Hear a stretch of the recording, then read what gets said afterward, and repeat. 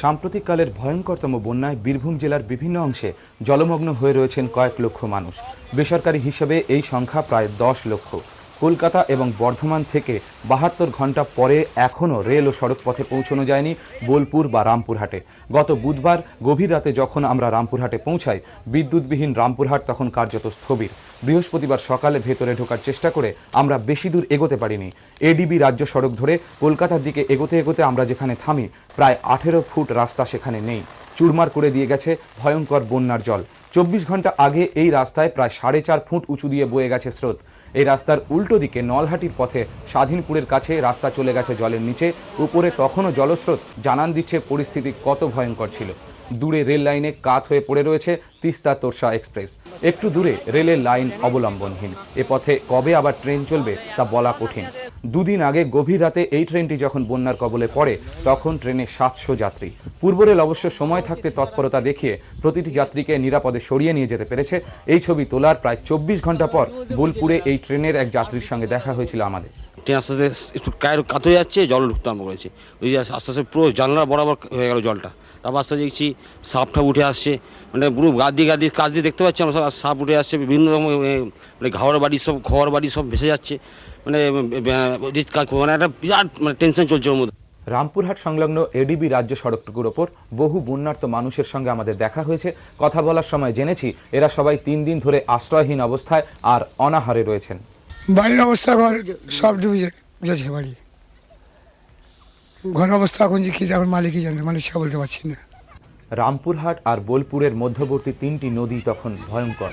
দ্বারকা, কোপাই, ময়ূরাক্ষী, কারো ক্ষেত্রেই নদী খাত আলাদা করে চেনার উপায় নেই। বন্যার তোড়ে নিশ্চিহ্ন গ্রামের পর গ্রাম। যারা একটু উঁচু জায়গা খুঁজে নিয়ে নিজের প্রাণ বাঁচিয়েছেন, তাদের কাছে ত্রাণ নিয়ে পৌঁছানো প্রায় অসম্ভব। নেই খাবার জল, নেই খাবার, নেই বিদ্যুৎ, নেই টেলিযোগাযোগ।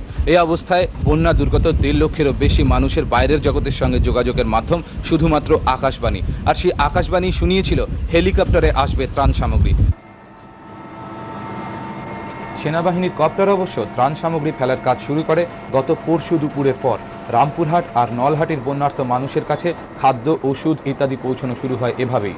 এখনও এয়ার ড্রপিংই এসব অঞ্চলে ত্রাণ পৌঁছানোর একমাত্র উপায়। এদিকে গত পরশু ভেঙে যায় অজয় নদীর বাঁধ, ভেসে যায় গুসকরা, ভেদিয়া প্রভৃতি অঞ্চল।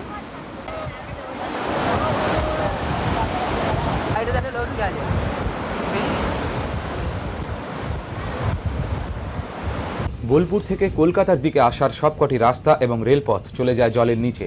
বোলপুর হয়ে পড়ে একটি বিচ্ছিন্ন দ্বীপ। পিচকুড়ি অঞ্চলে রেলের লাইন চলে যায় 2 ফুট জলের নিচে। বোলপুর মহকুমার বিস্তীর্ণ অঞ্চল জলমগ্ন হয়ে যায়। বিপজ্জনক অবস্থায় পৌঁছয় তিলপাড়া বাঁধ। সড়ক বা রেলপথে ত্রাণ আসার সম্ভাবনা নেই, তাই মহকুমা প্রশাসন বাজেয়াপ্ত করে নেয় বোলপুরের সমস্ত রাইস মিলের মজুদ চাল, পেট্রোল পাম্প এবং বোলপুরে মজুদ সমস্ত চিঁড়ে, গুড় আর কেরোসিন। গতকাল সকালে বোলপুর শহর থেকে কয়েক কিলোমিটার দূরে মুলুক অঞ্চলে পৌঁছে আবার থেমে যেতে বাধ্য হই আমরা। রাস্তা নেমে গেছে জলের নিচে।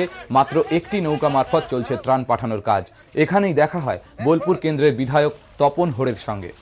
এই তল্লাটের যে 20 কিলোমিটার এলাকা জুড়ে একেবারে সমস্ত গ্রামগুলো যা আছে, যাতে 40,000, আমার কনস্টিটিউয়েন্সিতে প্রায় 40,000 পিপল আর এফেক্টেড সিরিয়াসলি। বোলপুর থেকে কলকাতায় আসার কোনো রাস্তা চালু করা যায়নি আজ সকাল পর্যন্ত। ইলামবাজার হয়ে পানাগড় আসার রাস্তার দুধারে তখন কয়েক ঘন্টা আগের বন্যার তাণ্ডবের চিহ্ন। রাস্তার ওপর হাজারো বন্যার্ত মানুষের ঢল। এই রাস্তাও কিছুটা এসে থেমে গেছে। অজয়ের জল ভেঙে দিয়ে গেছে এই মজবুত রাজপথ। রাস্তা সারানোর চেষ্টা হলে জল বেরোনো বন্ধ হয়ে যাবে, এই ভয়ে অনেক জায়গার মতো এখানেও গ্রামবাসীরা আটকে দিয়েছেন রাস্তা সারাইয়ের কাজ। নিজেরাই বালির বস্তা ফেলে আমরা যখন ওই বিপজ্জনক রাস্তা পেরিয়ে আসি, তার আগে একটিও 4 চাকার গাড়ি ওই রাস্তা পেরিয়ে এপারে আসতে পারেনি। শেষ খবর পাওয়া পর্যন্ত বোলপুর আর রামপুরহাট রেল ও সড়ক পথে এখনও বিচ্ছিন্ন। উদ্ধার আর ত্রাণের কাজও তাই চলছে ধিমে তালে। চেষ্টা চলছে জরুরি ভিত্তিতে এডিবি রাজ্য সড়কটি চালু করার। বোলপুর থেকে চন্দ্রনাথ বন্দ্যোপাধ্যায় এবং রামপুরহাট ও বোলপুর ঘুরে পার্থ বন্দ্যোপাধ্যায়। খবর এখন।